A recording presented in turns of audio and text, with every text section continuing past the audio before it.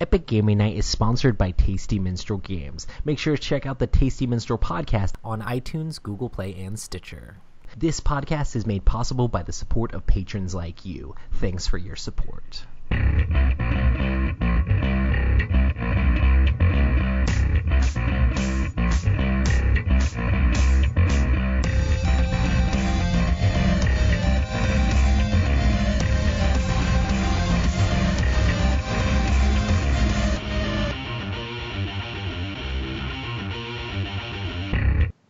Welcome to the Epic Gaming Night podcast, a podcast about the stories and relationships board games create. I'm your host, Roy Kennedy, and with me as always is Rob! Hello, everybody. How's it going, man? How's it going? It's going good.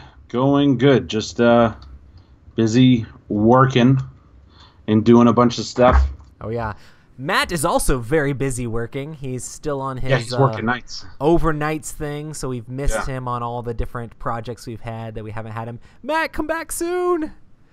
We need more cheese jokes in the podcast. We need Matt. Exactly. I miss Matt. So hype. Well, today we're talking about popular board games and board game popularity. But before that, I want to talk about a couple news things. Sure. Hype. And, so the first one is, there's an interesting thing. Fantasy Flight has announced 2 new heroes for Rune Wars. I know a lot of people are like, oh man, Rune Wars, isn't that dead?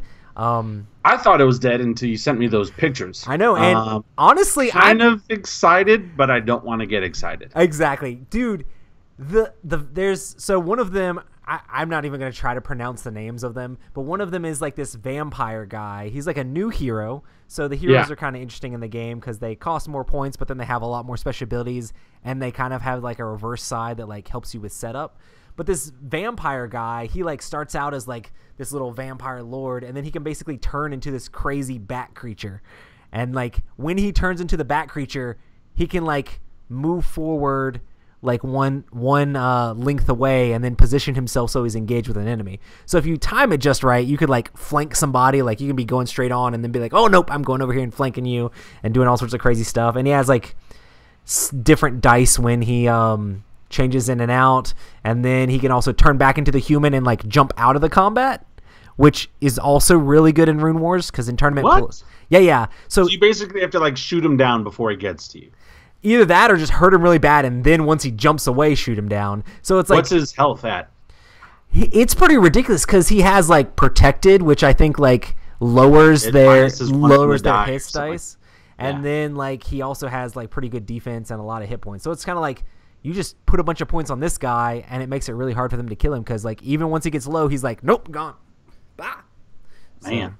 And then the human guy is like this dude that's riding on a crazy like stone boar, and he's really cool because he adds like some different buffs to the characters. And one of his things is he can give vitality tokens, and this is a new type of boon. Basically, they just count as extra like wounds. So people are saying that this is like the answer to rune golems, being able to put extra hit points on your rune golems so they don't die as easily. So, and I think he's going to have he's supposed to be like a mage type character. So I think he's going to have a lot of interesting stuff having to do with the rune golems, and that would be nice for the humans to get like some type of magic or something. Yeah, and then riding on this this rune boar looking thing. It looks really weird.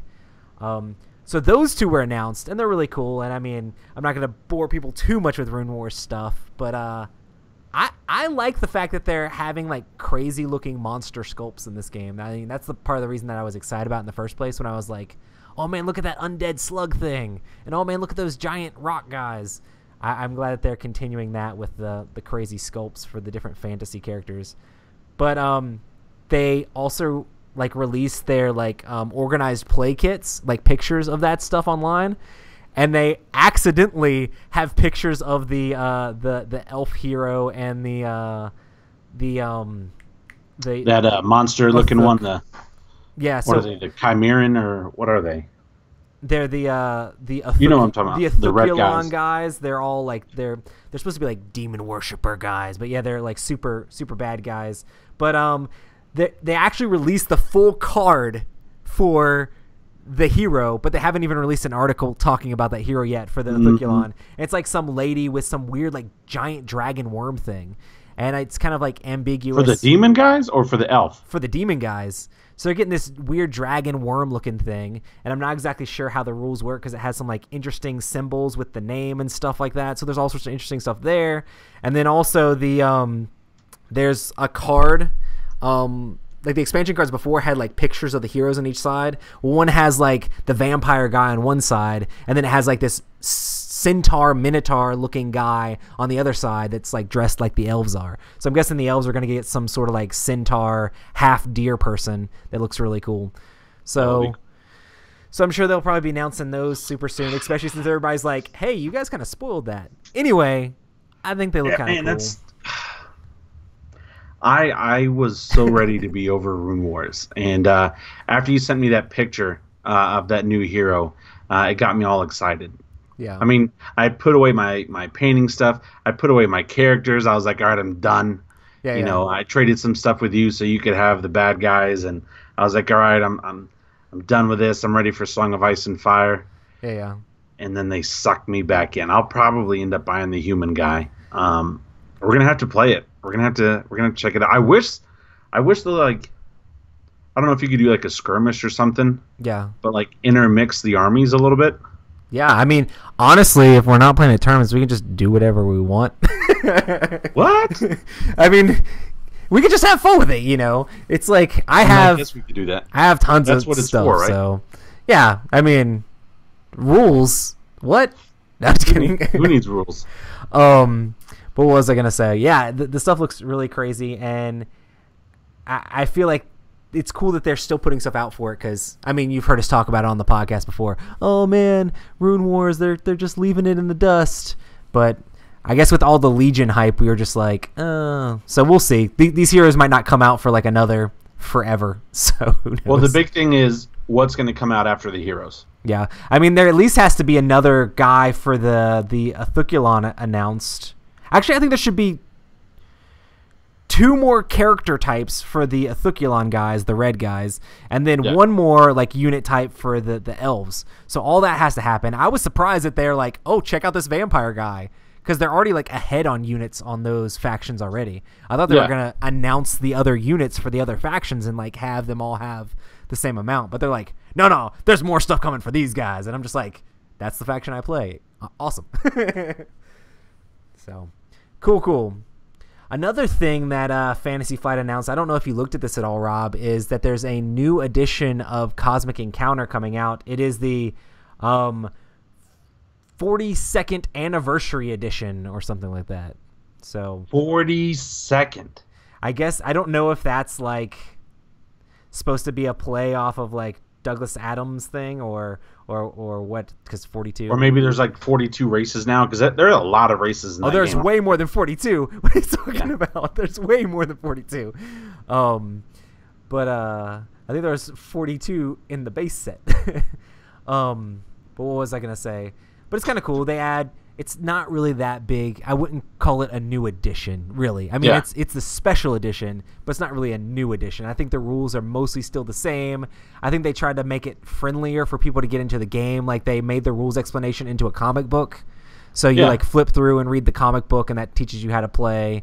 And then I think they took out, like, they made flares like a module. So you have these flare cards that are always in the deck that add extra abilities, and they do lots of cool stuff, especially if you get them with your alien. I think they made those where those are now a thing that are not always in the game. And they also have special setup cards where it's like, hey, play with these alien races together, and they give it like a title. They're like, oh, galactic supremacy, and they're like, play with this alien and that alien and that alien and that alien, and play all those together. So that's kind of interesting that they're kind of like giving you pairings of aliens that might make an interesting game. I don't know. So that can give you a little bit more direction, because we normally just like completely randomly deal them out all the time. So that's kind of cool. But I mean, other than that, it seems like the rules are mostly unchanged, and now you have transparent ships, and they look kind of cool. But I mean, if you already have the game, there's no actual reason to get the new one. But I guess it's a new. I have the Game of Thrones edition. Yeah, so it's which is still in shrink wrap, with the expansion still in shrink wrap. You're a terrible person. Come on. Well, like I play other people's copies. I wonder. And then do you think, then I buy a copy because I plan on playing it with other people, but then I play their copies again. Yeah. Do you think you'd ever end up like bringing that game out to like your church friends and stuff like that, or is it? Oh yeah, I would a love little bit to. too much. I think it's a simple enough game. Yeah, no. The only thing like with church people or just other people, I don't think it's like an intro game, and so that's why I don't bring it out. And typically, like when I'm doing like an event at church or teaching a game at a con or something like that, or just meeting up with people, I'm typically introducing new gamers or people that are new to the hobby, and so that's not something that I want to break out. I do buy these games because I want to play them, and I am fans of them. It just, sometimes it doesn't work out, but I like the Cosmic Encounter and the whole setup and all that kind of stuff. And it's fun to play with you because that's like the one game that I semi-trust you on. Because I'm just trying to get everybody there. You're totally okay if the whole group wins as long as you win. It's kind of funny. Like, I don't know. Maybe people think that's kind of cheesy. But for me, I literally try to strategically make the game so that everybody is just kind of like right on the same level. I'm like, no, guys, come on, let's work together. Let's do these things together. Come on. It's fun. So I like it for that aspect because I know, okay, if I'm playing and Roy's like, Rob, I'm really going to do this. We're both going to win. Okay. Like, your believability is up to like maybe 60%. So hey, at least I'm above that 50 line there. Well, typically you're a lot lower than that 50 line. So, no, but it's fun. It's a fun game, and that's awesome, bro. Speaking of like what we're talking about tonight, popular games. Mm-hmm. That game has been around since the 80s. It's older than we are, which is crazy. So. That's ridiculous. Yeah, and it's been through a ton of different publishers and a ton of different companies. So the 42nd, it's 42 years old. That's crazy. That is crazy. Awesome. Well, was there any other news? Because I know you look at Kickstarters and things like that sometimes. Is there anything else you wanted to add? Kickstarter-wise, I can't think of anything. Cool. That's going on. Besides what we talked about last week, if you hadn't watched last week's podcast episode, that's what you should really be focusing on Kickstarter right now. Well, I know Loot and Shoot ends in 2 hours, and it did fund, so I am excited about that. Hype. There are a couple of other games that I'm looking at on Kickstarter, but I know you won't play them at all because they're like medieval strategy games. Yeah. I think Pantheon just went back on Kickstarter. You never played that, did you? I did not play that, no. Mythic Battles Pantheon. It's like a giant miniatures game with tons of the pantheon of gods or whatever from like Greek mythology. It was pretty fun. Trevor really likes it, and my friend Dustin really likes it. I was just Is that the one with the heroes? Yeah, it's got all these different heroes, and you have like different guys, and you're just running around the board and fighting each other. Honestly, I've played a lot of games like that, and I know people are probably going to hate me for this because it's a really popular game, but it wasn't my favorite. I'd just rather play Battlelore or something like that if I'm going to play a game in that vein. Yeah. And I'm more excited about playing Joan of Arc that's supposed to be coming out. I'm so excited, and I love what they do because they do Update Wednesday, and so every Wednesday they're sending a new update, and they're just letting you know something, and I can't tell you how much I appreciate that, where it's just, hey, here's what we're doing this week. Hey, we don't have a lot going on, so our creator just made a YouTube video to talk about a couple of strategy stuff. Look at this and look at that. I mean, I am so excited. In my mind, I think I'm getting like a whole room full of boxes, but because the figures are so small, I'm probably getting like a shoebox size full of boxes full of stuff. But still, I think this year, out of all of the Kickstarters so far, that's probably the one I'm most excited for now. Dude, I need to figure out what to do about storage solutions. Man, I have Rune Wars stuff all over this room. I need to figure out. Did you get more Rune Wars stuff? Did you see when I got those elves? No. I literally have everything for the elves. Like, how did that happen? So I was just browsing eBay, and I was like, okay, let me see what's here. And there was a guy who was trying to sell his elves, and this was when there hadn't been any announcements for the game in a while. So he didn't know, yeah. Yeah, so there was nothing going on with the game, and he was selling them all off. And I looked at like the history, and he had tried to sell them at this price, and it didn't sell. He tried to sell them at this price, and it didn't sell. And he kept lowering it and lowering it. Yeah. And I just like made him an offer for like, I mean, it was not a little bit of money. It was a lot of money. But the amount of stuff I got like two of the core sets for the elves, like a pack of the trees for the elves, the other hero for the elves, 2 of the boxes of their little rider guys, and like 2 more of the boxes of the archers. Which we should play. It's a that's a massive amount of elves. Yeah. I mean, it's like there's nothing to want for the elves, you know? Yeah. So, but it was like, texted me. We should play. It was so cheap that I was just like, let me get all these elves, man. But I've got like undead and guys over there, and I got guys back here, and I'm like, what? How do you store miniatures games? I mean, I've seen the boxes and things that people have, but I'm just like, no, I have too much. I have more than could fit in that sort of thing. I just need to just throw it all in a, like, bag it up or something. I don't know. But I just hate like bagging it all up and then getting it back out. Yeah, it's a pain. Completely off topic. Cool. What is? Just randomly talking about storing miniatures. I guess you were talking about storing your Joan of Arc. That's what made me think of it.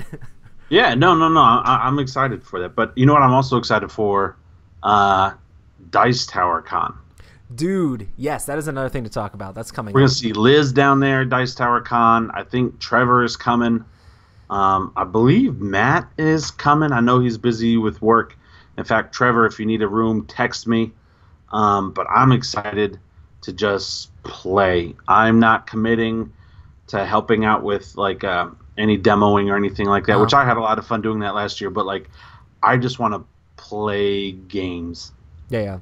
I definitely signed up to help out with several of the Dice Tower things, whether that be like helping do media stuff. You're kind of a big deal now, bro. You have you've got your own little D8, or is it D12? Oh yeah, I didn't even announce that on the show or talk about that, did I?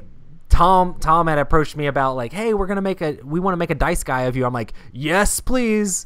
And they're like, give us a photo, and I gave it to them, and they sent me a D8. And jokingly at Cool Mini or Not, he's like, oh man, I saw your dice guy, and he doesn't stand still, he like jumps around all over the place. So immediately when he sent it to me, I made a GIF of him like jumping around. So I've only posted him with him jumping around. So I'm like, no, this is how it works. But it was funny because Jeremy from Man vs. Meeple was like, dude, that's amazing. It looks exactly like it was instantly recognizable. Yeah. I'm like, just because it was jumping around. Thanks, man. I see how it is. The only thing I wish is like on the little arm, it would have been cool to have like a tattoo or something some engraving. But that's everything else. It's definitely a Roy caricature. Yeah. So that's cool. And I'm trying to help present a Dice Tower award like I did last year. Hopefully I won't mess things up. Last year I was like getting too excited and opening the thing beforehand. I was like, oh, let's get in this. They're like, no, we got to do the nominations first. I'm like, oh, sorry guys, sorry. But yeah, that should be fun and lots of awesome stuff there. But yeah, definitely hit us up at Dice Tower Con. Are we still going to get together with that scavenger hunt thing? Because we need to like. Yeah, I'll try to send you something later this week. It's going to be some cheesy stuff. Let's do it. Let me ask this, and let me ask Chad. I want to put it out there. I was thinking about it earlier today. What if, like, one of the scavenger for, like, extra points, if in the morning before 9 a.m., if you see me, if you bring me a coffee, you get, like, 10 extra. Rob's whole thing is just like, what happens if you end up with 10 coffees? Bro, I'm going to be hype. Woo, let's play all the games. No, I mean, I'm not going to do stuff like that. But I was thinking about doing, like, silly stuff. And there's definitely going to be some stuff where you have to play a game with us and it has to go under 10 minutes. And some games will be longer or whatever. I mean, you'll get extra points. Yeah, if you can think of any crazy scavenger hunt things, hit us up in chat and let us know if you have, like, a crazy idea that you think would be thematic to Epic Gaming Night, you know. Well, and also, I want to send this out to like our patrons and anybody else that's going, so because some of the stuff is going to be like take pictures with certain things, and so that way like they tag us on the Instagram so we can keep track. Okay, you did tag Epic Gaming Night, so this is not just a random photo with us for no reason. Like to us, it makes sense. It should be a candid photo, like a photo that we don't even see them there. They just take a picture. Oh, that's one of my ideas. Yeah, just you have to get an awkward picture of us not looking. Yeah. And then people be like, why do they have so much paparazzi around them? Always trying to take pictures of them with them not looking. No. It's them trying to make us look dumb. Nice. Awesome. Did Skype freeze? Please. No, why? Hey chat. Hey guys, it's just me and you now. I guess this is what happens sometimes. What? Weird. Cool, guys. I'm going to hang up on Rob and try to bring him back in and see what's going on with that. That was kind of crazy. But yeah, definitely let us know. Creeper photos. Man, I wish we were going to Origins because Origins would be so great. But 1 year we're going to make it there. Yeah, for sure. But yeah. Nice. Yeah, Yahab is super awesome. I saw they have that one game, I think that's like nominated for like the Kinderspiel or whatever the children's game version is, the one with the rings and the jewels. Looks pretty cool. Let me see if it'll let me call him this time. I don't know. Oh. This isn't awkward at all.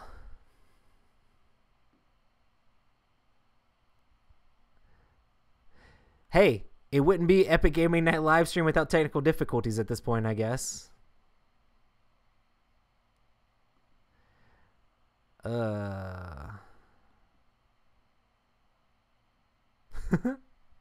Rob is unavailable. But he's in chat. Come on, Rob. Where you at?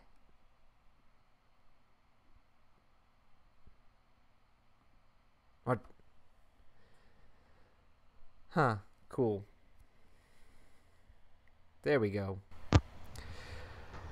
Skype is awesome, man. What happened? I don't know. You just literally froze. So we're talking in chat. We're all going to Origins next year. Do you want to go? Dude, that would be awesome. I'd love to try out like some of the different ones.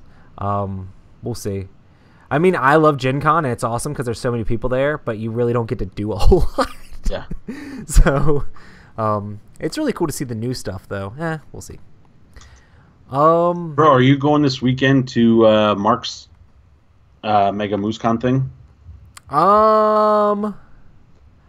He didn't invite me personally, and I didn't know that was specifically this week. So. Oh well, I mean, I didn't get invited personally. It's on the Facebook. I know for the Mega MooseCon, like they do their gotcha stuff. I thought I was following that, but I follow so many people on Facebook now. It's just like I just add everybody that adds me. So hey, if you want me to add you on Facebook, just go add me on Facebook because I add everybody.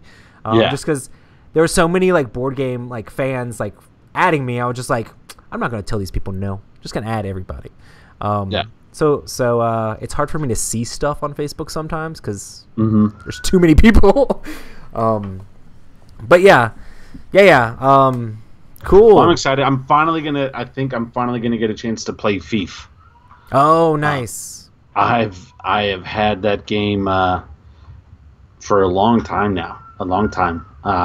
And I think for like over 3 years now, and I'm excited to get it to the table. Which I don't think I'm bringing my copy. I think he's already going to have a copy, but it's a bit of a drive. It's about 2 hours away. Can you hear my daughter crying in the background? Yeah. You can? Just slightly. Slightly? Go distract her with some board games. Be like, here you go. No. Oh, yeah. Well, I guess we can get into what we've been playing. Dun, dun, dun, dun, dun. Have you got a chance to play anything, man? I did get a chance to play a card game. Wait, is this the card game that I think you might be saying? No, it's not Ashes or anything like that. I wish it was Ashes. No, man, I've been so busy. Like yesterday was my anniversary, and I was at City Hall. For today's my anniversary. Yeah, Wives are congratulations, awesome. Man. Wives are awesome. Yeah, you celebrated 8 years. We celebrated 13 years.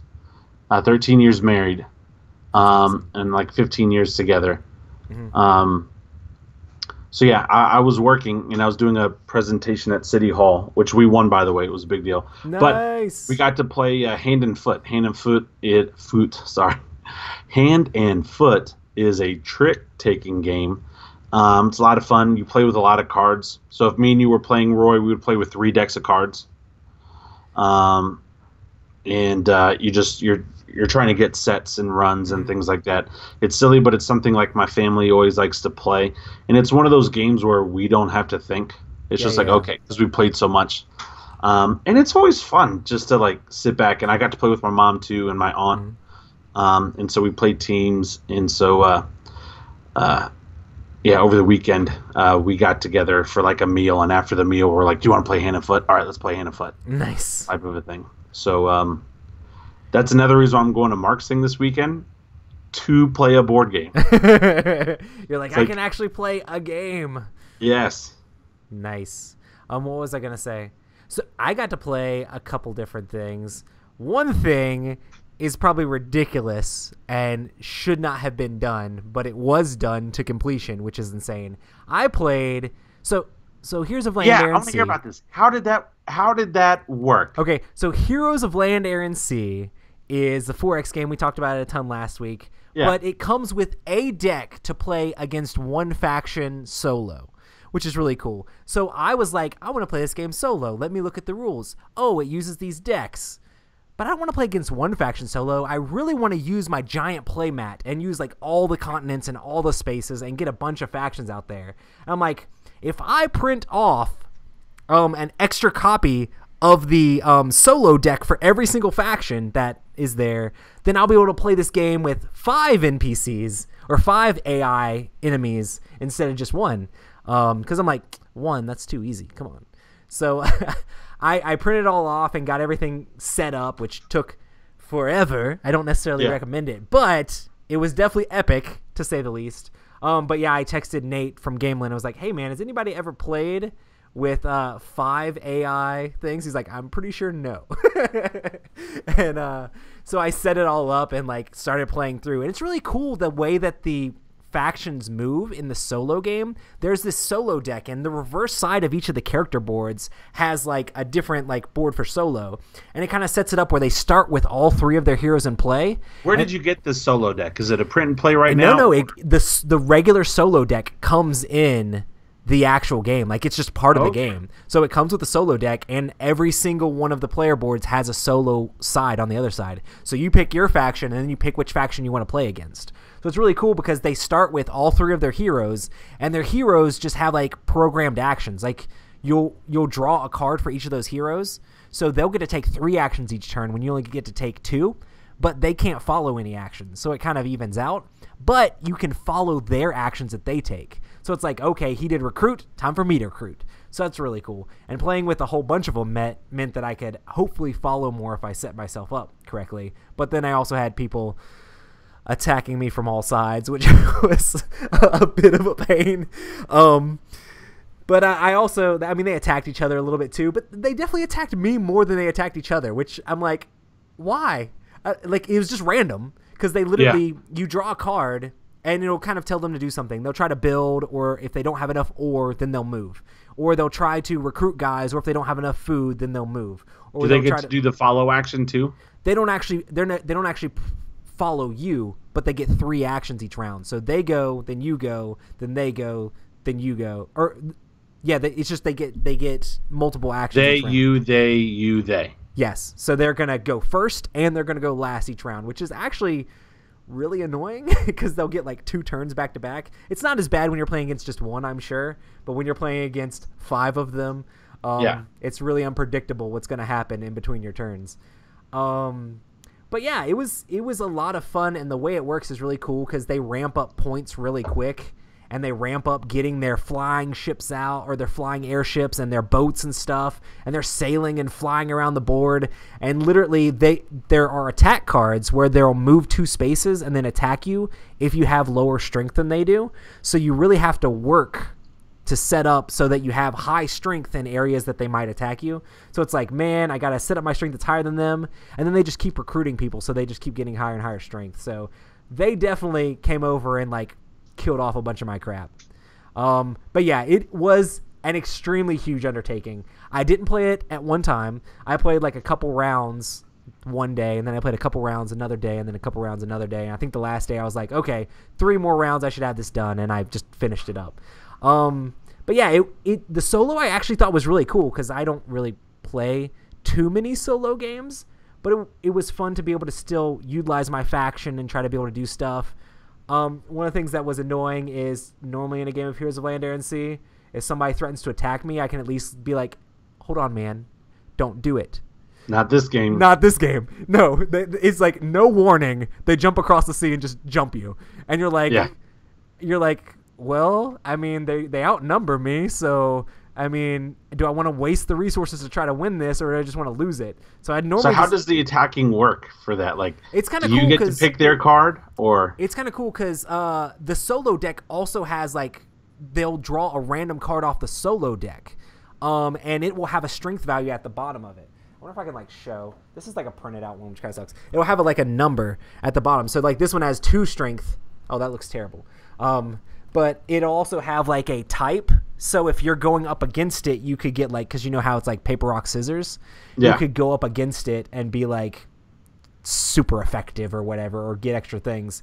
But it's a lot more random than the regular game, because sometimes you can be like, oh, what resources do they have? Oh, what are they doing? You can kind of math it out.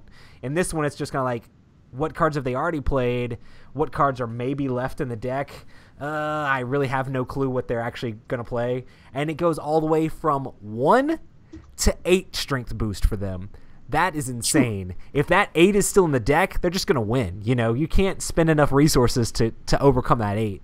So it's definitely very interesting, and they can definitely mess you up. I mean, yeah, it kind of helps mitigate the fact that they're literally aimlessly wandering around the board, but it's still fun because they're a threat as well. And for some reason, the dwarves were on the opposite side of the map as me, but they kept jumping over and stealing all my crap. I ended the game. The game was ending. The dwarves jumped over and took like 2 of my areas. I'm like, that. I mean, that's the sort of thing that would happen in like a real game. And I'm like, these guys are jerks. Like, what the crap? And there was nothing I could do against it. They were just way too strong. So it was. Did you ever yell like, Roy, stop doing that? Like, Roy, stop. Yeah, exactly. Essentially. The interesting thing is, like, I mean, I've played Heroes more than most. I mean, because I've been playing it for, like, a year and a half. So I played a ton of Heroes of Land, Air, and Sea. So, I mean, I still beat all of the NPCs just because I was able to get my points to the point that I needed to and then end the game before they could get any more points. But yeah, it definitely was very interesting and a struggle. I do not... Was it fun? It was fun, but I do not recommend playing against 5 AI guys just because it is a lot of work. Because it's like, okay, these guys take a turn, they do this. I mean, you're taking turns for like 5 people. You know, mm-hmm. I mean, I would probably yourself. I would maybe play it again with like 3 on a 4-player board, or maybe like I would like to try it against just 1 and see how fast that goes. Yeah. But yeah, definitely check out the solo on Heroes of Land, Air, and Sea if you have the game and haven't already. I mean, it was a lot of fun. And if you're interested in solo gaming and you haven't like checked out the Kickstarter, I mean, I think the solo play was actually pretty fun. Another cool thing is you could play, if you're playing 2 players, you could just throw a solo guy in there, you know? And you could make it into a 3-player game, like you and them with a solo guy. Or if you really wanted to, you could be like, we're going to do co-op. Me and you versus 2 solo AIs. I mean, it really... That's cool. And the cool thing is, after I posted that I was playing it that way, because some people on the Kickstarter were talking about how they would love more solo decks. After I posted that I was playing that way, 5 players, and then it was crazy and epic and stuff like that, Michael released all the files for the cards on Board Game Geek. So you can just go there and print out more solo decks if you want to. Or you can just slap it in a printer and press print, which is what I did. I just put all my cards face down in like my scanner and press the print button, and it's only 8 cards, so you can fit them all on 1 sheet of paper. But yeah, lots of fun doing that. That was definitely intense and crazy. Well, and I'm actually excited for the Kickstarter to be back out again. I forgot I did not get the playmat, and so I backed the expansion and I added the big playmat on there. Are you getting the? I guess you don't have the regular sleeves, do you? No, I'm not getting the sleeves. So there's like a mini Pestilence upgrade kit, which comes with like 2 ships and like several other spells. And I'm like, I gotta get that because I mean, I just want to have everything for the game. So it's like, man, I gotta get that. And there's a mini Pestilence kit. Yeah, and it doesn't come with part of the regular Pestilence expansion, but it comes with 2 more ships. It comes with the mercenary ships that you can buy. Where's that at? It's just right there on the add-ons. It's an add-on. It's like 15 or something like that.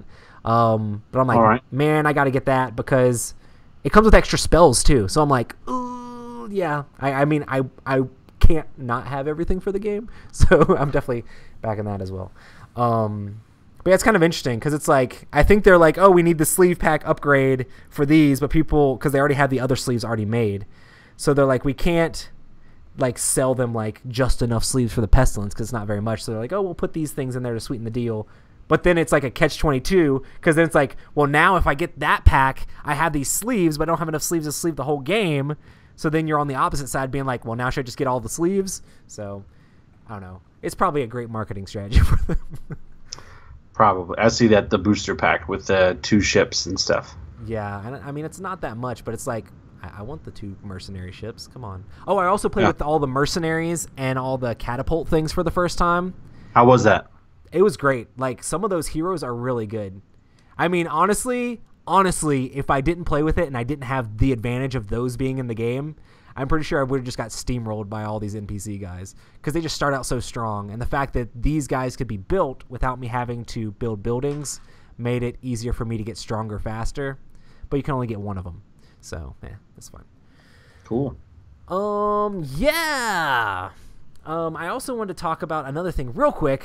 You're talking about whatever you want, man. I played a game. So it's an interesting story. So I was randomly looking around. I was actually looking at videos of the new Pokemon game they announced for the Switch because I was like, oh man, this looks awesome. So they just announced a new Pokemon game for the Switch. So me and my kids were watching that and they were super excited.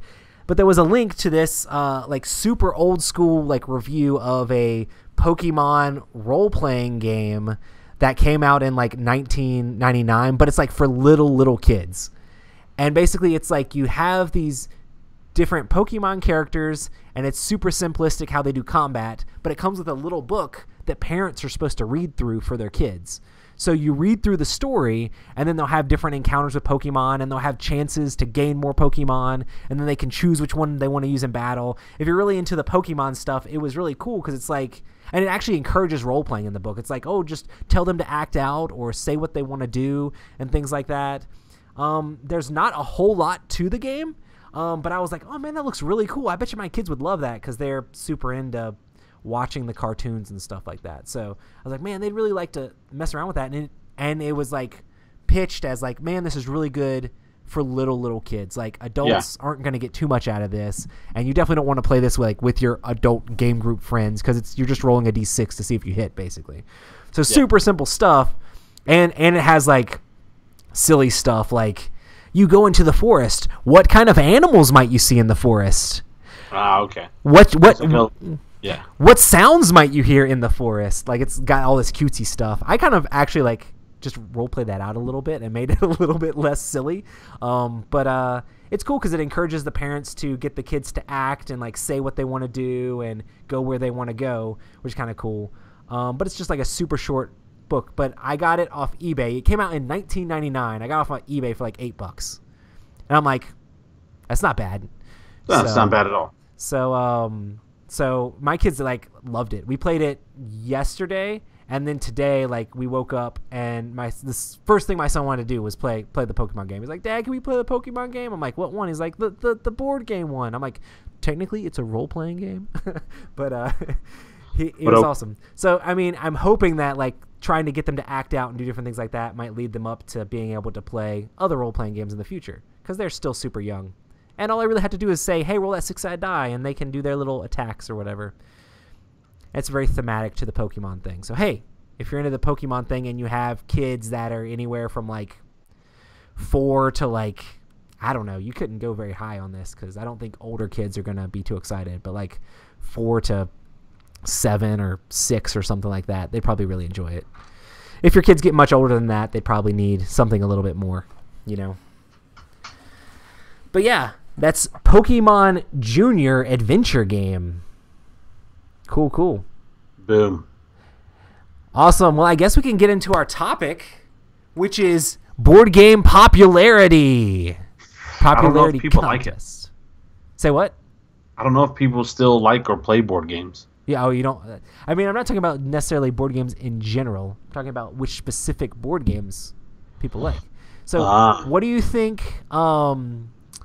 Let's discuss some games that you think are really popular. Are there any specific board games that just come out to mind as like, all right. Let me ask holy you crap, this: this is popular? Are we talking about popular, or are we talking about most units sold? I'm just talking about like everybody's talking about it all the time. It still has buzz, or Still has buzz. everybody still is all about that game, sort of thing.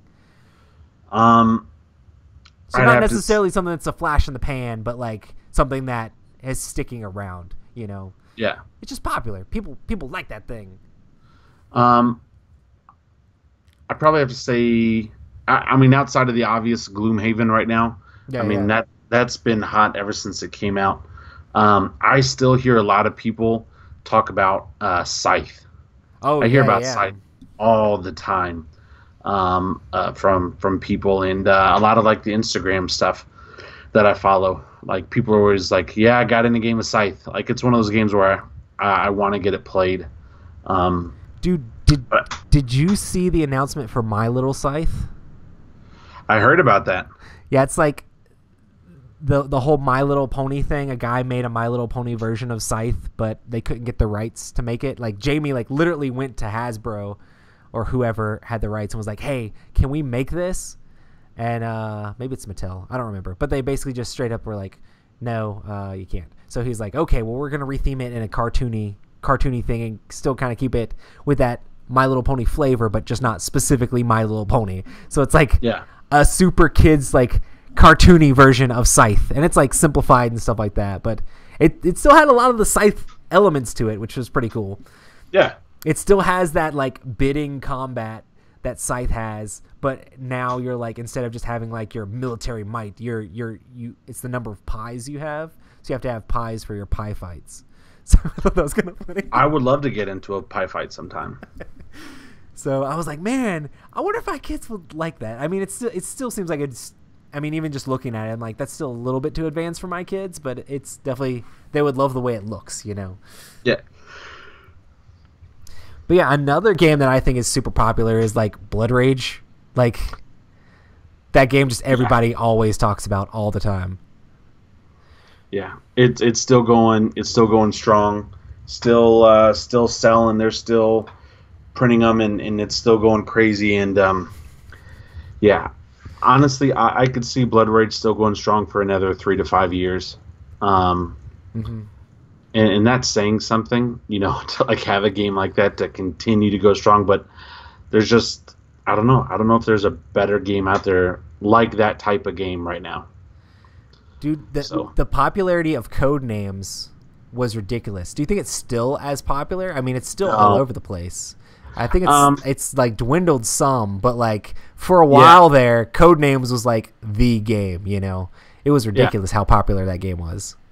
I think it's popular now, like Catan is popular. I'm not saying at all it's on the same level, but it's one of those things where it's okay, somebody will like this. I can buy this type of game, but I think they came out with too much stuff. Gotcha.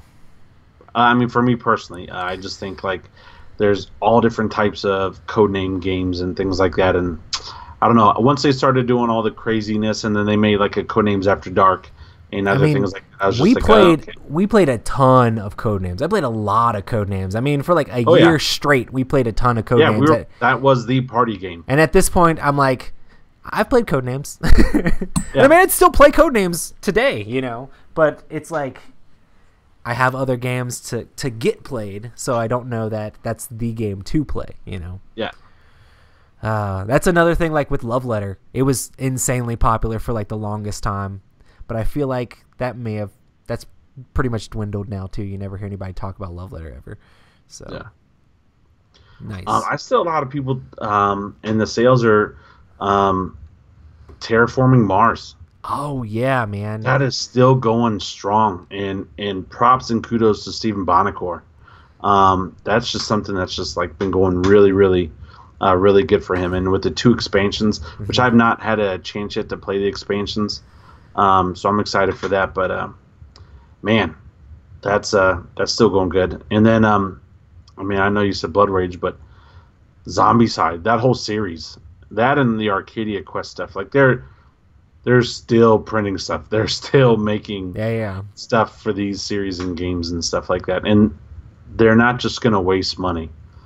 So obviously people are buying them and playing them and stuff like that. I personally love Zombicide though. Yeah. Chat's saying that Azul is super popular. Have you seen that game? It's I have seen Azul. Plan B's second game. I still haven't played Azul, but like I see posts about it constantly online. Yeah. So I think that's another one that like is really popular. I don't know if it's just right now or it's just popular. It won a bunch of awards too. Like there were a bunch of different. It's a pretty game. Different things. So it's like one of those like, man, I really want to play it, but like it's an abstract and it's supposed to be like, I mean, I get the gist of what it is. So I'm just like, it's one of those where I have to play it before I would like buy it, you know. But yeah, it looks really cool. And it's definitely super hot with all the people right now. If you had to say like if you thought one board game was the most popular overall, what would you think it is? If there's like a board game that was the most popular overall. Yeah. I'm going to say something that I don't know if you necessarily feel the same way, but Pandemic is ridiculously popular just everywhere all the time with lots of I was going to say Catan. Yeah. Catan's super popular too. I mean, and speaking of Bonacore, like every time I talk to him about sales, like when we were at the when we were in Florida at the beginning of the year. Yeah. And Asmodee was having that issue with people selling bootleg copies of their game. And I was like, nah, man, that's got to be messed up. He was like, no, for real. They sell hundreds of thousands of copies of that game on a regular basis. He's like, it's not even close how many units get sold. I mean, and he's in the industry. And he does a podcast about industry stuff. And so, like, right. I kind of take him at his word. And he's right. You go to Walmart, you go to Target, you go to Toys R Us, you go to all these stores that sell any type of board game material whatsoever, you're going to see Pandemic and Catan. Yeah. And it's kind of funny because like those are the games that that Asmodee specifically went after, you know. They're like, okay, we need all of the best games. So they literally bought out Z-Man half for Pandemic, you know. It seems like at least. And then they're like, okay, well, Mayfair, we're coming for Catan. Let's just take Catan from you. I mean, they didn't take it. I'm sure they gave them tons and tons and tons of money for it. But you know how it is. But yeah, so yeah, those games are ridiculous. Cool. What do you saying that we should do a pie fight for part of the scavenger hunt? If Darth, if you were going to be there, I would strongly consider doing that, and I'd even buy the pies. Nice. What do you think contributes the most to like board games popularity, or what factors you think plays in to a popularity of a board game? Social media right now. And I'm also including YouTube in social media because YouTube has become social media in a way. I just think like when people are posting the pictures and like Tom started making YouTube videos. Yeah. And people just started watching, and now like people take selfies with their food and other things like that. You'll see people, I mean, we do it. We take pictures of our games and stuff like that. And I just think as like the more and more people make friends, the more and more they see, okay, my friend Rob and Roy, they play a lot of board games. They have a lot of pictures about board games. So I just think social media is probably, I mean, outside of the internet, which the internet's the answer for everything nowadays. Right. But social media for me is probably number one. Yeah, it gets those good reviews, and then like people start playing it, and then everybody's just talking about it and posting it. Just lots of hype around the game. Cool. And I mean, the obvious answer, it has to like actually be a good game. Yeah. So it's like the game has to at least be good. That's like the base level. But then above that, how much do you think like the aesthetics of the game or like the way the game looks contributes to the popularity? Huge. Yeah. Huge. Especially for like newbies. Yeah. Like for your hardcore Euro people, just give me a piece of paper and little pieces of wood. I'm fine. But for like a lot of people, they want the game to at least present itself well. Yeah. At least, and don't let me generalize it, at least a lot of the people that I play with, they want to play my games when they come over that look crazy. Yeah. And so, I mean, it's just like book sales. You're going to look at the book that has the prettiest cover. Mm-hmm. That's why I didn't look at Ethnos. That's why it took me a while to buy Ethnos. And the problem is Ethnos, the cover, I like the cover. But then when you open the game, it's like, that's it. That's the board. And I think part 2 is like the board's like this big. Yeah. It's like small too. I was just like, no way this is good. Like, no way. Yeah, definitely. So. Do you think ratings and awards play a part in the popularity of a board game? Yes. But I think those play more into the hand of already gamers. Yeah. I mean, it may play into some when it comes to like a party game. Mm-hmm. And let's say that mom's out shopping to get a game for somebody and she sees this was given the best party game of so-and-so. This was awarded this. They may do that. But I think the awards or whatnot is mainly for already fans of the industry and of the hobby. Nice. I know like the Spiel des Jahres, like people go out of their way specifically to buy the Spiel des Jahres nominated games. It's kind of crazy because they'll announce it and people are like, oh man, those games are only sold in Germany. And I see a whole bunch of people posting links of like Amazon Germany or Amazon UK or whatever, or wherever you can get these games that you normally can't get them in the US. They're like, oh, you can get them here and you can get them there. And people are like buying the game literally just because the Spiel put it on a list. So it's like, wow, that's crazy. So yeah, crazy stuff. But yeah, I just more eyes on the game are gonna get it more popular. You know, make Absolutely. The buzz and the hype go up. It's just the way it is. Just how it is. Cool. Do you think if there's a game that just doesn't get that buzz or doesn't get that hype, even if it's a good game, it can just get left behind or just be left in the dust, not being talked about? Oh yeah. And I'm almost afraid to mention them. A couple I feel like that's happened to, because I think they're really good games, but just some stuff happened, and it wasn't able to work out. I'll say it if you want me to, but I mean that's basically our next question: is are there any games that you think are really awesome that just aren't popular overall? Like there's not a lot of people out there talking about them or anything. Okay.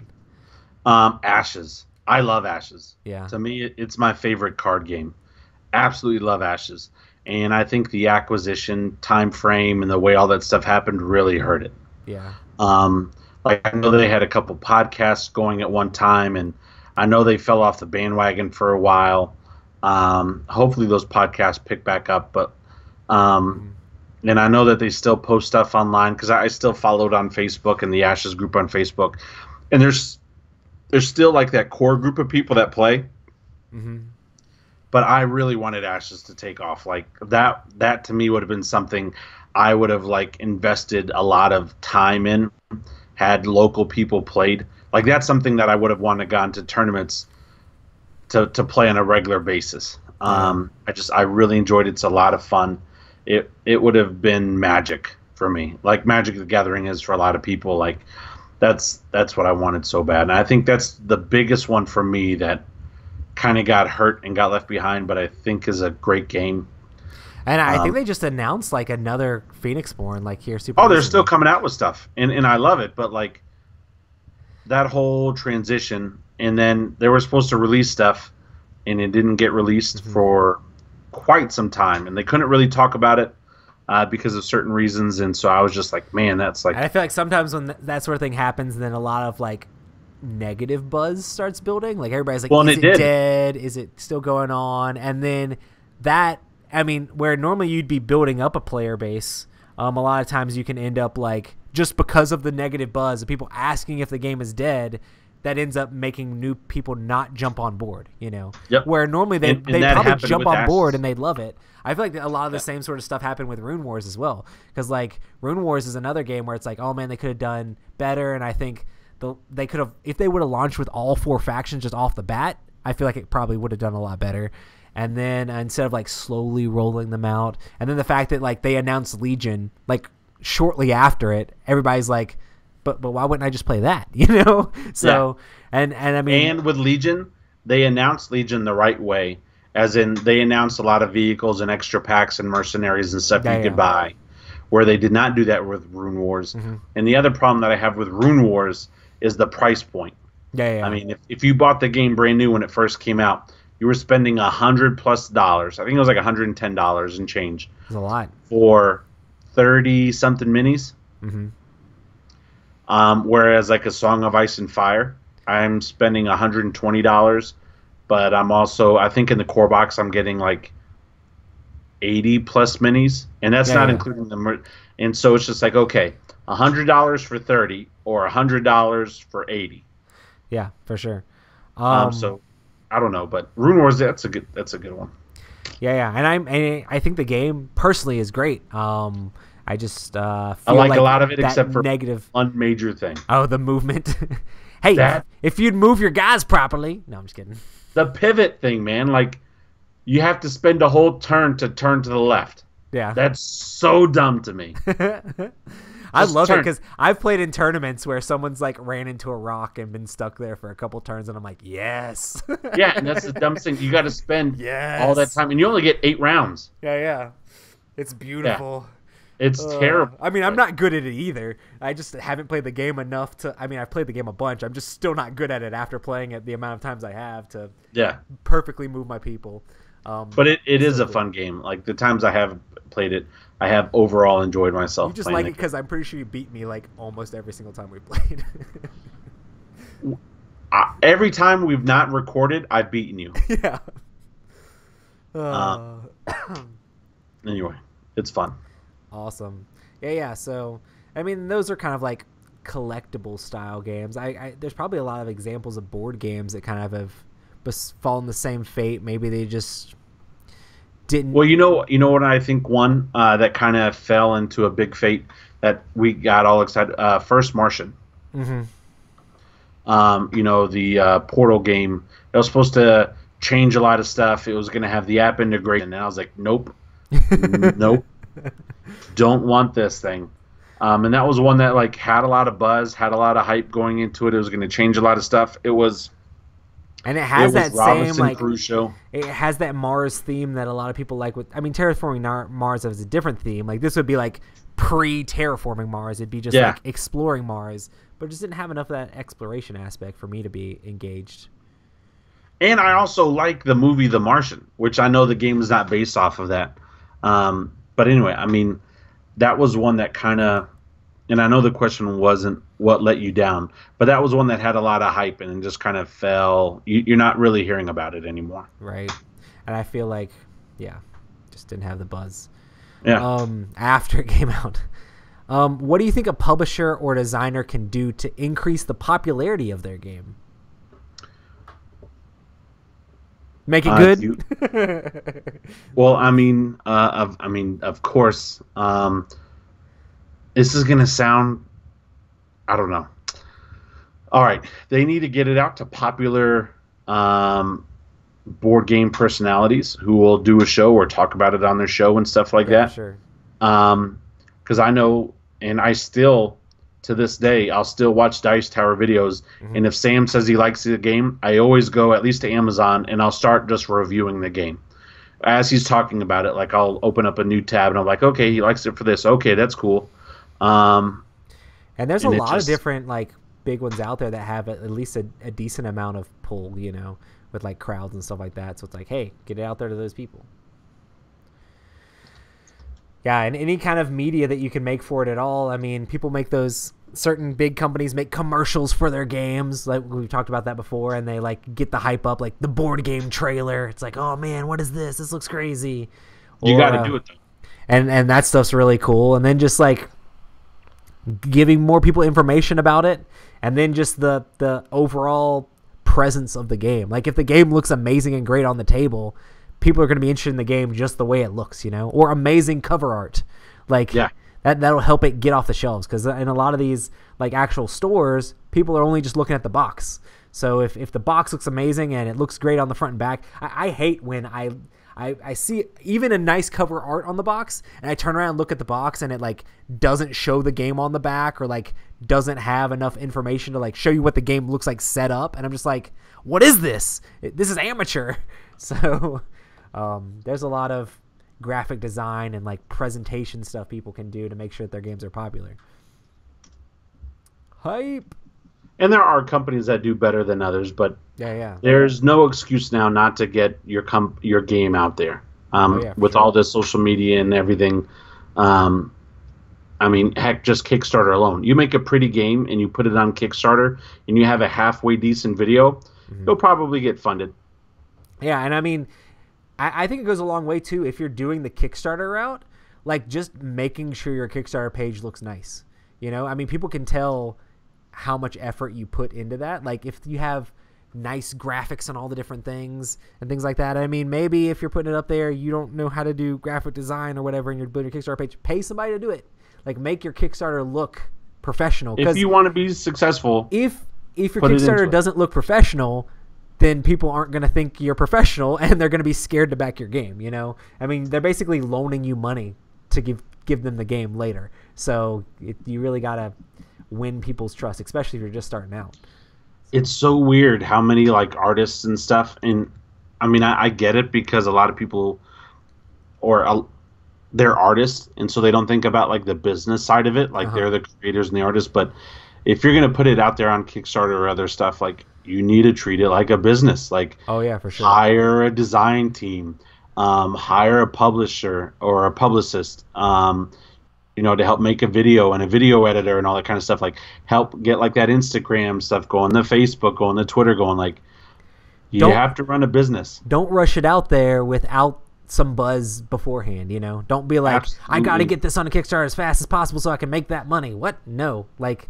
Put a lot of effort in there. Get into the community. Get it into a bunch of people's hands. There's tons of people that do previews. Take it to cons. Have people play it at cons. Shop it around all over the place, so that way when the game comes out, it won't be a surprise to people. You know, it's like people are already like, oh man, I saw this coming, or oh hey, yeah. And I mean, that's another great way to get buzz is just play your game with people at cons. Like all these companies do demos of their games at conventions because it's great and it works. Like if Rob plays a game at a demo table, and it's an amazing game. He's never heard of it before, but he ended up playing at a demo table. Rob's going to go talk about it to Matt. And then Matt's like, oh, I heard about this game from Rob, and he's going to talk about it to AJ and Trevor, like all these different people, and it's going to spread. And we've done that before. So, and I bought games because of that, because I had an amazing demo experience, or because like somebody was hyping up the game. Yeah. So I mean, Cash and Guns is probably the best experience I ever had at a demo table. Yeah. I know sometimes there's companies that go to conventions for like a long time and just like show their game and try to get the name of their game out there and all that stuff. And then they'll put it on Kickstarter like year and a half, 2 years after they've been like trying to make sure the game is perfect, you know? Mm-hmm. So, and that's the way to do it for sure. I mean, look at Starship Samurai. Yeah. Bro. We heard that from Isaac 2 years ago? At least 2 years ago. Right? Yeah. Like maybe the first time he was on the show or after. And then granted, he said this like after the credits. And we can bring it up now because it's for sale now. You can pre-order it now. So it's not like but that's a game that they play tested and processed and still processing and doing stuff. So, you know, yeah. Good stuff is going to take some time. Yeah. What was the question? Just like how can they build up buzz for their game? We can go to the next one though. For us personally, what would you say is the most popular game in our group? Ooh. In our group, actually, I would say the one that we all love the most is probably Rhino Hero Super Battle. Because your number one is not my number one, and our number ones are not Matt's number one. Yeah. But that's like the one game whenever we get together. It doesn't matter what we're doing, we're going to play it. Yeah. It's just, okay, Rhino Hero Super Battle. Let's play. Yeah, for sure. As far as big games go, I'd say that Blood Rage is probably one of our most played, you know. Yeah. Because, like, we've played that game a lot of times. We have played. And we even did a speed version where we played it right at an hour. It was like an hour and 4 minutes, but we tried to get it under an hour because I had to leave. And it was one of those. You're talking about alpha gaming. It's your turn. It's your turn. Go. All right, next person. Go. It's your turn. It's your turn. Hey, I don't think it's alpha gaming if you're telling people to go. It's alpha gaming if you're just telling them, "Hey, draft that card and go." Yeah, but if it's a good card, I'm trying to help. They better get it. What is it? Odin's Throne or whatever, the one that doubles all your quests. Don't pass that card ever. Why would you ever pass that card? I don't even care if you're not taking quests. Don't pass it. You're exactly right. It's one of those because if it gets to somebody who is taking quests, they will win the game. It's one of those where it's like, crap, you got to take it. Loki's Trickery. Did you pass Loki's Trickery? I mean, even if you're not really going to use it, you don't want somebody else to use it on you. Nice. Awesome. Yeah. Those are great games. And I want to play more Rhino Hero Super Battle. It's actually been a second since I played. Oh, I'm bringing my copy with me to. That's Awesome. like one of the games that like people are gonna have to play with us. Yeah, we need Either to. that or Strike. We need to like figure out which games you're bringing and which games I'm bringing, so we don't have too much crossover. So that way we can just bring different games. Nice. I'm gonna be there. Like I'm now leaving, since I'm driving solo. I'm now leaving like Tuesday Oh, nice. afternoon, and I'm gonna like crash at my dad's, and then just first thing in the morning go to the con and play for a while because I can't get my room on Wednesday until like 2:00 anyway. Sweet. So I'm gonna be there like early Wednesday morning, and then I'm there through like Saturday lunch. After Nice. lunch, I gotta head back up because I already have stuff going on that Sunday. Cool. So as far as 2018 goes, what do you Yeah. think has been the most popular game so far? Ooh, brand new game. All right, you go first. Let me BGG and see if I agree. I've got an idea, but I know what I think it is. If you BGG it, I think it's the top one. But Rising Sun has been huge. Mostly that's the because first thing that came to my mind. mostly because so many people back that game, and so Yeah. many people like when it first came out, it was just like super hype. And I mean, I actually really still like Rising Sun. I think for me, I think Blood Rage is a better game, but I really enjoy playing Rising Sun. I still haven't won Rising Sun. That might be part of it, but it's there's so many interactions in Rising Sun that are very different than the way Blood Rage works. So, and of course it's just literally gorgeous. Like that game is ridiculously amazing as far as like the way it looks and all the components. So Are you saying it's a better game or more popular game? just more popular. The most popular game of 2018. What do you think like people I mean, I don't think Rising Sun is necessarily the best game, but it's like what's the game that everybody's been hyping on, you know? I think so far definitely I don't know. I'm also limited to the people that I follow also on social media, and I'm going to follow people that like games that I like as well. But I have seen Rising Sun all over the place. I mean, I also see Heroes of Landarian Sea. I see a lot of zombie side stuff. That's just because you follow me and I post about it like every other day. Yeah. But I don't know. I would agree with you. That was the very first thought that came to my mind was Rising Sun, even before I looked this up. There's another game that's like a smaller game. It's called The Mind. It's like a Yes, newer what game. is that? Everybody's talking about that. It's like a cooperative card game where you're based. I mean, I haven't played the game yet, but from the gist of it, it's like everybody's trying to put cards in number order. But they have a whole bunch of cards in their hand and they're trying to not like skip over numbers. Like I guess maybe some of them are not necessarily there, but you're trying to figure out who needs to play a number next sort of thing. But yeah, it looks like a cute little abstract cooperative game where you're trying to like, you can't talk. It's another one of those where you just can't talk and you have to look at each other and be like, okay, who's got the lowest card? Who's going to play the card? I Who's don't gonna know do if this? I'm Who's going to gonna be do good at that game. Yeah, it honestly, when I heard people describing it, it reminded me a little bit of. I mean, it's definitely completely different mechanics, but just the fact that it's cooperative and a small card game, it reminded me of Hanabi. Yeah, Rob would do great with that, right? Hey, Rob, you have to play this game, but you're not allowed to talk. Here's the thing, though. I had a lot of fun, and Jeremy and his daughter, we had a lot of fun playing that game, and that's what matters is having fun playing the game. That's all that matters is having fun playing the game. But yeah, that's cool. Yeah, I wonder. I would like to play it just because it's so popular, and see what's up with it. But yeah, it definitely seems. You know what I think is going to blow up as soon as it officially comes out is that Batman game. Yeah, but that won't be till 2019. It'll be like forever. Yeah, I think, but when it comes out though next year, Oh yeah, people are gonna be talking about it. I think it's going to be like one of those that people are talking about. My big one for this year is Time of Legends, if it comes out this year. Which one is that? The Joan of Arc. Oh yeah.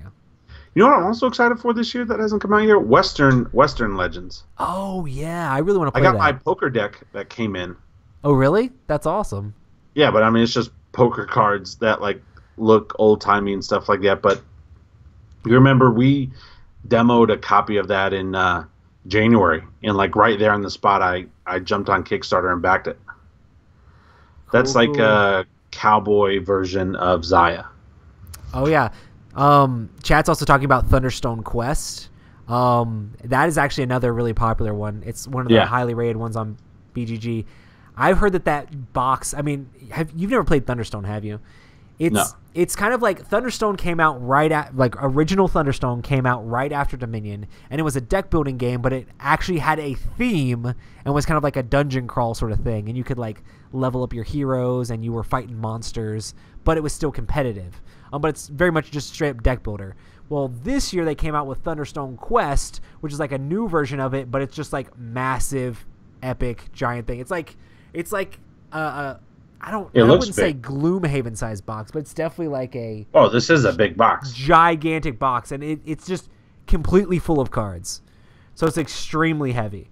So that's one that... is that what it is? Is it just like a bunch of cards? Yeah, it is literally a deck builder, but it's like getting a collection of Legendary in one box. You know, it's like you just have so much things, and it's like heroes and monsters, and like upgrading your different heroes with different fantasy type things, and you're trying to get Thunderstones by different things, and fighting monsters and getting points. It's very much like a cool deck building thing, and honestly, I've liked most of the deck building games I've played. I just never felt a need to actually get in on the Thunderstone train.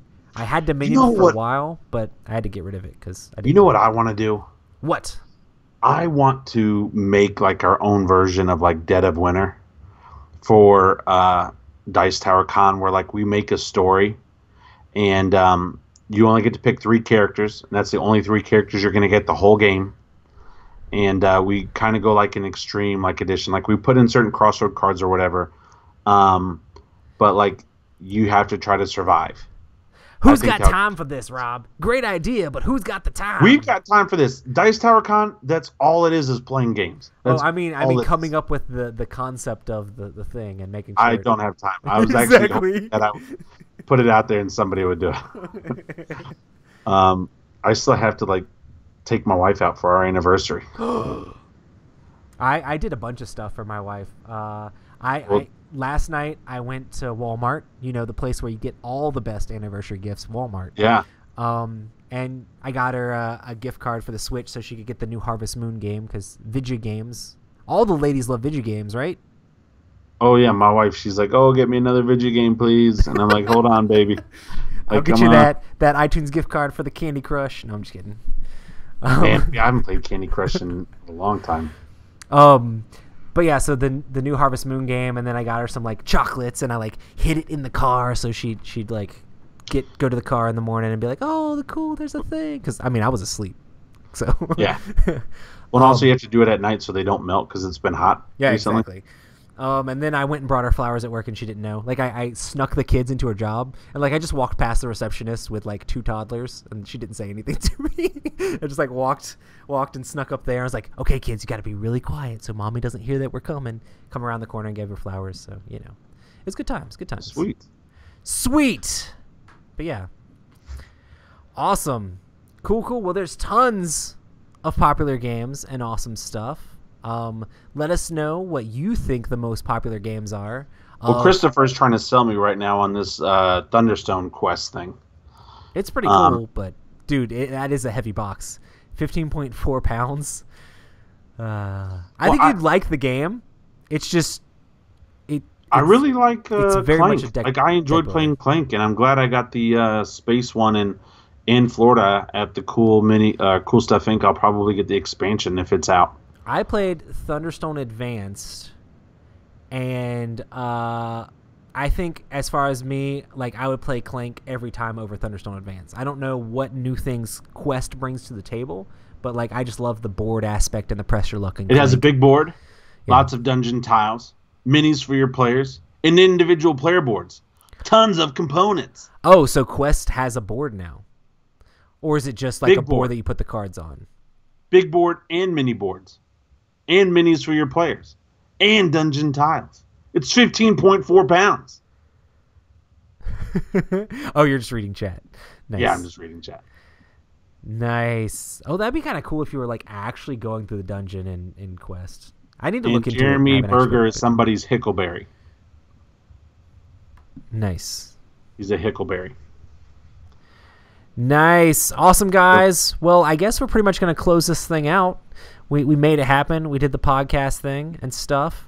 You guys are all amazing. We normally stream these Tuesday night at 9 p.m. at youtube.com/Epic Gaming Night. That is Eastern time. We'll typically restart it around 9:15 after the first crash. So if you're late, you're not really late. Yeah, exactly. And maybe sometimes YouTube gives you your notifications because YouTube doesn't always do that. Thanks, YouTube. You're the greatest. But hey, if you're ever worried about getting notifications, you can always click that little bell button on our YouTube channel, and then you'll always be notified, and you'll get emails. And we don't really spam our feed with YouTube videos, so you'll get like one notification a week. So hey, you don't have to worry about that.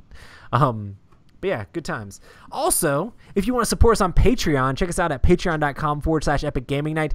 Dude, our patrons are so amazing, and I'm super stoked. If you're a patron and you're coming to Dice Tower Con or Gen Con or any of these other conventions we're going to, definitely make sure to hit us up and say hi because, I mean, you guys mean the world to us. So you're absolutely. You help us be able to do this like consistently. Like I don't have to be like, oh, my wife, it costs us so much money to do the podcast. Please let me continue doing it while we're in debt. But I can continue to be like, hey, patrons got this. They got our back. Those guys are awesome. They do. So thanks. I just like hanging out with you guys. Oh, yeah, that's what it comes down to for me. Nice. Also, make sure to check us out at Epic Gaming Night on Twitter and Instagram, and at writing.newman on Instagram for Boom. all of Rob's Instagram posts. My one post every once in a while. I've been out of it, guys. I've been working. You don't want to miss it though. that's why you got to follow, or you're gonna miss it. Bro, I'm excited to play that Not Alone game. Dude, yeah, it looks cool.